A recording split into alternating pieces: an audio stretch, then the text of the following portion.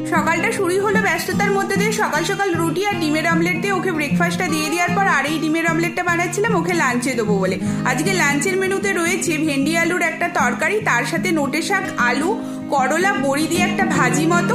ও বলছে যাতে তো হয়েছে 4টে ডিম লাগবে। যাই হোক, ওকে একটা ডিমের অমলেট বানিয়ে দেওয়ার পর ও অফিসের জন্য বেরিয়ে গেল। বাইরে এসে দেখলাম আকাশের মুখ বেশ ভার।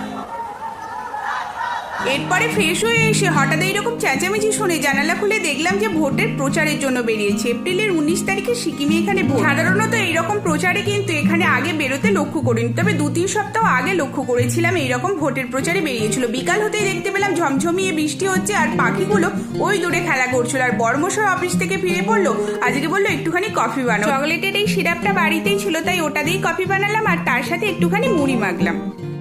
আটাটা শেষ হয়ে গেছে, তাই অনলাইনে গ্রসারিতে অর্ডার দিয়েছি। আসতে 2 দিন সময় লাগবে, তাই গরম গরম ভাত, মিক্সচারের বড়ার ঝাল, পাঁপড় ভাজাতে ডিনার করলাম। টাটা।